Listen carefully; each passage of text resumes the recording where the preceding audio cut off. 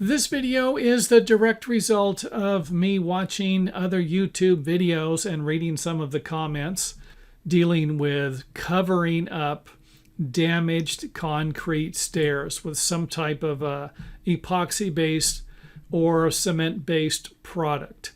And I'm here to tell you that some of these products don't work. I'm not here to tell you that all of the products don't work.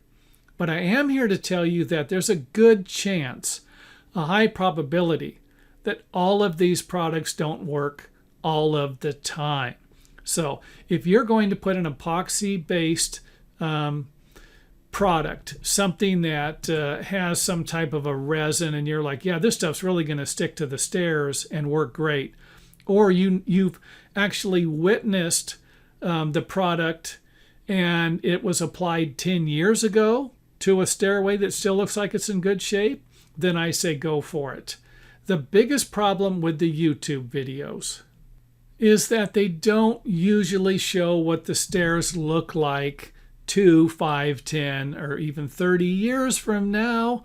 They're showing you what it looks like 15 minutes after it's done or a day after it's done. And this is the part where we got to start thinking. I mean, we've got to put some thought into the information that we're receiving. And this is usually going to require you to do a little more research. For example, if you have an existing concrete stairway that is damaged, maybe it's missing a couple of pieces on the corner, has a long crack up the side of it, something like this. If you have a crack going all the way up the stairway, you could actually have a concrete stairs that has split into two sections.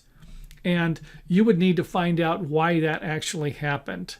And of course, I would recommend that on any home repair you ever do. You've got to find out what caused the problem. And if you're not interested in doing the research, then you shouldn't be interested in covering up your stairway with a material that's probably not going to last. So I think I've made my point here.